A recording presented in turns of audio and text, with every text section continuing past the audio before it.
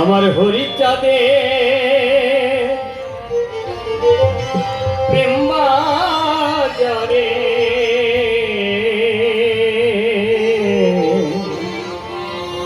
আর আমার যাওয়া হলো না।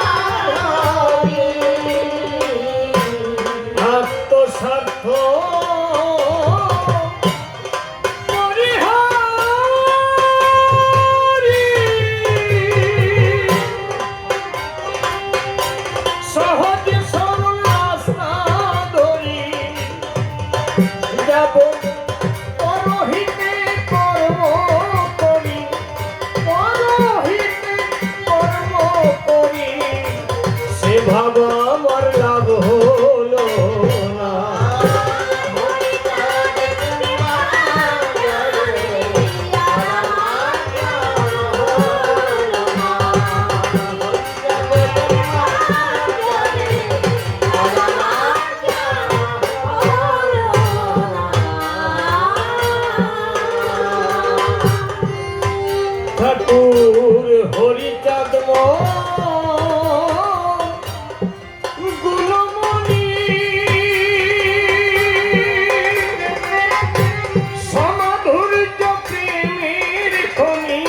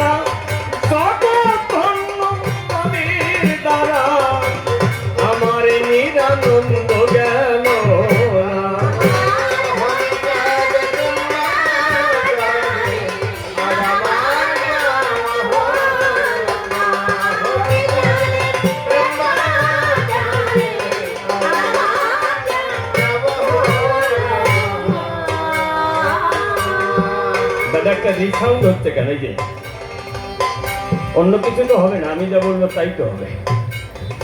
হ্যালো, মনিটর একটু দিন তো আমাকে। এই নিবেদন যত মতুয়া গোসাই ভক্তগণ বিনয়তনে এই নিবেদন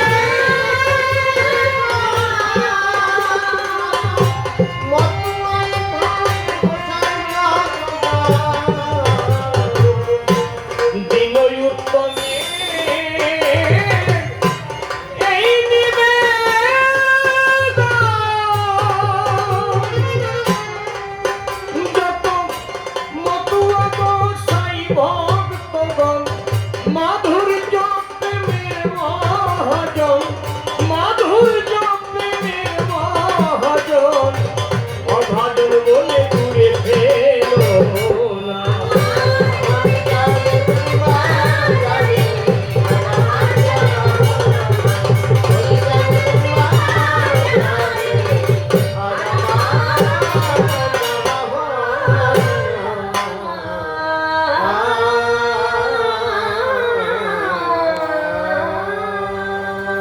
গুরু হইও কান্ডারি মায়ার নব দিতে পারি, তব সমবান্ধব মম কই সতত থাকিও প্রাণে।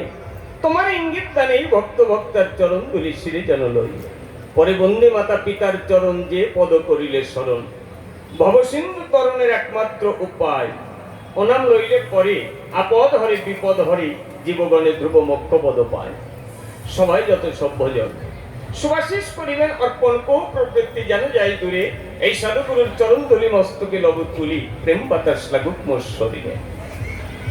যাকে বন্দনা করে সাই যাবকাব্য ভূমিকায় সভা মধ্যে নিবেদন জানাই, উত্তম সরকার নাম আমার, সেনাম করে পরিহার এইবার আমি কাল্পনিক ভূমিকায় যেতে চাই।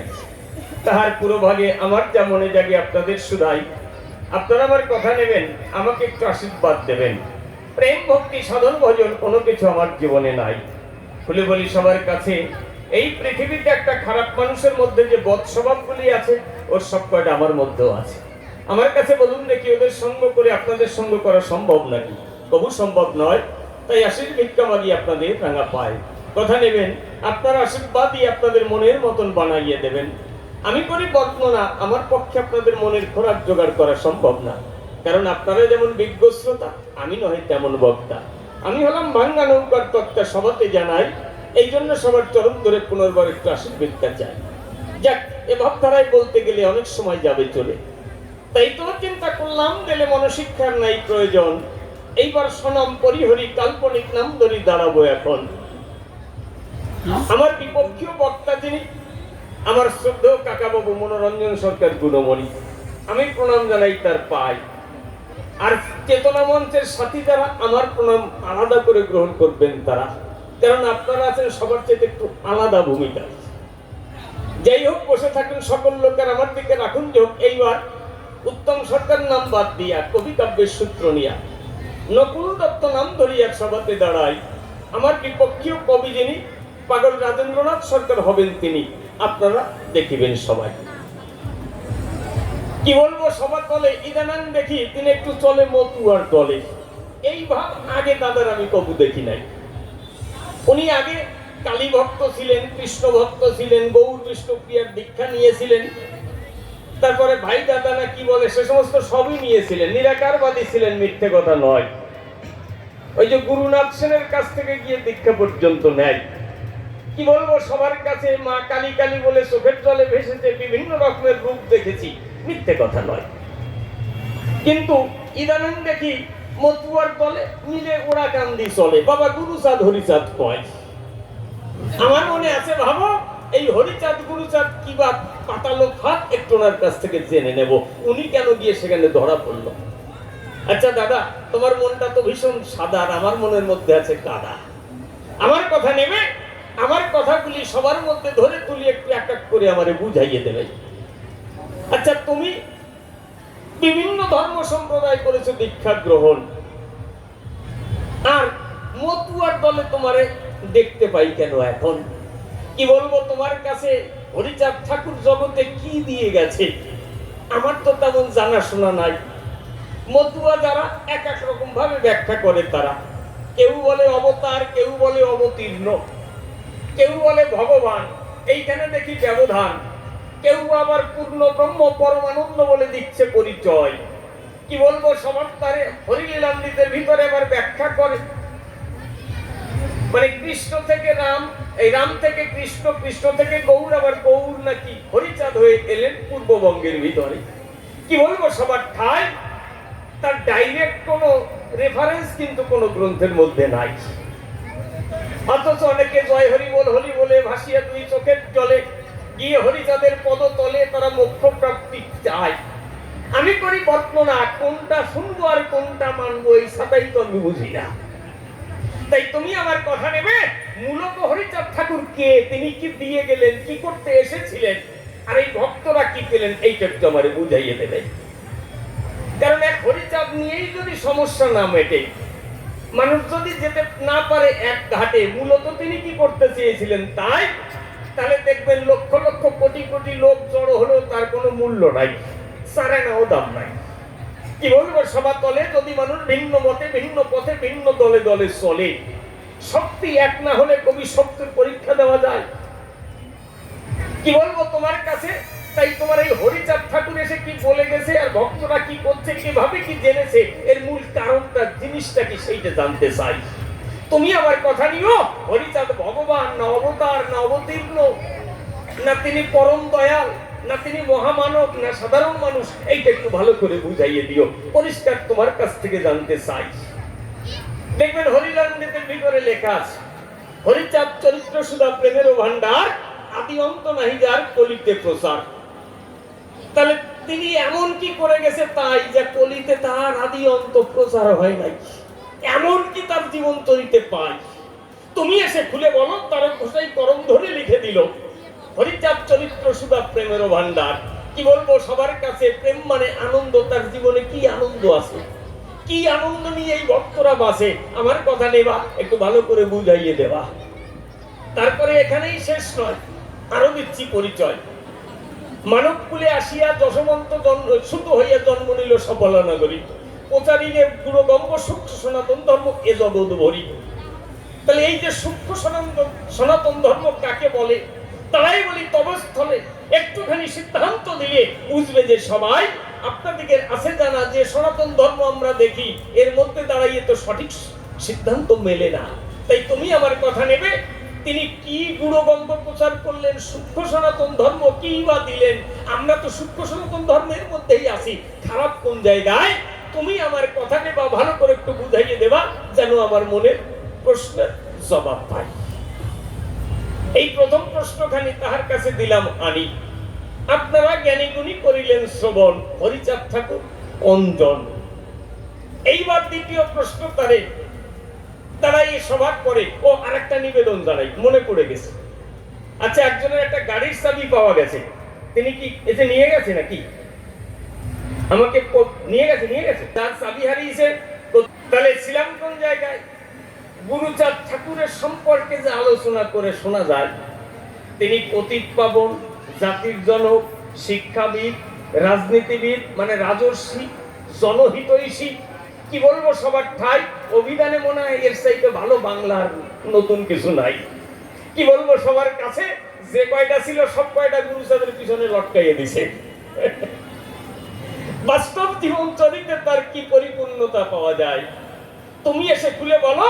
গুরুচাঁদ ঠাকুরের নামে যে কয়টা শব্দ বলা হয়, যা যা বলে তাকে সম্মান জানানো হয়, এর কি সব গুণাগুণ তার ভিতরে ছিল, তিনি কি তাই করেছিল?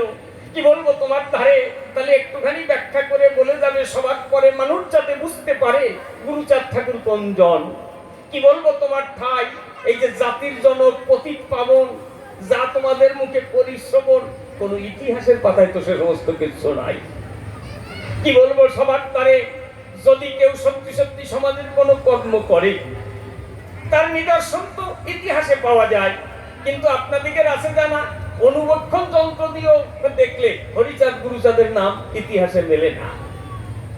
তাহলে এমন কি কাজ করেছে তাই যে ইতিহাসে ঐতিহাসিকদের চোখে পর্যন্ত পড়ে নাই, অথচ তাহাকে পতিত পাবন বলা হয়। কি বলবো, তোমার কাছে কোন দেশে কয়টা প্রতীক উদ্ধার করেছে এইটা একটু জানবার বিষয়। জানেন যত নরনারী, আমরা যদি শাস্ত্র গ্রন্থ পড়ি তাহলে সেখানে আমরা দেখতে পাই, দেখবেন চৈতন্য মহাপ্রভুকে পতিত পাবন বলা হয়। কি বলবো সবার কাছে, যিনি এই জাতি হাতাহাতি মাতামাতি এখান থেকে রক্ষা করবার জন্য 36 জাতি একত্রে হরিনামের দল গড়াইয়ে নদিয়ার পথে পথে সবাইকে হরিনামের অধিকার দিয়েছে। জানেন যত জ্ঞানী দল সারা যত মানে সে অখণ্ড বঙ্গ প্রত্যেকে কিন্তু সেই হরিনামের ভিতরে মাতোয়ারা হয়ে শান্তি পেয়েছিল। কি বলবো সবার কাছে, সেই একই হরিনাম কিন্তু মতুয়ারা করছে। সেই হরিচাঁদও সেই হরিনাম বলেছে, গুরুচাঁদও সেই হরিনাম, সবাই তো করে সেই হরিনাম। তাই তো গৌরাঙ্গ মহাপ্রভুর পর থেকেই পেয়েছে, নতুন কি দিয়েছে এটা তো আমি দেখতে পাই নাই। তাই তুমি আমার কথা নেবা, গুরুচাঁদ ঠাকুর নতুন কি দিল আর এই জগতের মানুষ কি পেল একটুখানি বুঝাইয়ে দেওয়া। কি বলবো, তোমার ঠাই যে অসহযোগ আন্দোলনে পর্যন্ত, স্বদেশী আন্দোলনে পর্যন্ত যোগদান করে নাই। কি বলবো সবার কাছে, ইংরেজ যখন এই বাংলাটাকে ডিভাইড করে দিয়েছে, আপনাদিকের আছে জানা? তাহলে মায়ের বুক চিরে দ্বিখণ্ডিত করে দিলে তার সন্তানরা কোনো কালে ভালো থাকতে পারে না। তাই এইখানকার গণ্যমান্য মানুষ যারা যখন এই বঙ্গভঙ্গের বিরুদ্ধে আন্দোলন করেছিলেন, তারা করেছিলেন স্বদেশী আন্দোলন। কি বলবো সবার কাছে, গান্ধীজির নির্দেশে সিআর দাস গুরুচাঁদ ঠাকুরকে চিঠি পর্যন্ত দিয়েছে, তাই কিন্তু গুরুচাঁদ ঠাকুর সেই আন্দোলনে যোগদান করেন নাই। তাহলে লক্ষ লক্ষ মানুষের মুক্তির তরে যারা জগতে আন্দোলন করে, চোখ না দিলে সেই আন্দোলনের ভিতর তিনি কেমন করে জনহিতৈষী হয়, আমার কথা নিও। কি আমাদের উদ্ধার করেছিল সেইটুকু একটু ভালো করে বুঝাইয়ে দিও। আর এই স্বদেশী আন্দোলনের মূল সমস্যা বা বক্তব্য বা তাদের লক্ষ্যটা কি ছিল। কি বলবো, তোমার দ্বারে কেন গুরুচাঁদ ঠাকুর গেলেন না, তার ভিতরে কোনটাকে বিচার করে মূল উদ্ঘাটন করে বলবে সবার ঠাই। তোমার কাছ থেকে তথ্যগুলি একটু ভালো করে জেনে নিতে চাই। আবার গুরুচাঁদ চরিত পড়লে পরে দেখা যায় তার ভিতরে নাকি শিব এসে গুরুচাঁদ হয়ে বিভিন্ন রকমের কাজ করে। আমি বিভিন্ন রকমের সমস্যায় পড়ে যাই। তারক গোসাই হলেন যিনি হরিলীলামৃতের ভিতরে শিব অবতার বলেছিলেন তিনি। তাহলে এই যে বিভিন্ন রকমের সমস্যা দেখা যায়, তুমি এসে খুলে বলো আসলে গুরুচাঁদ ঠাকুর মূলত কি ছিল। তোমার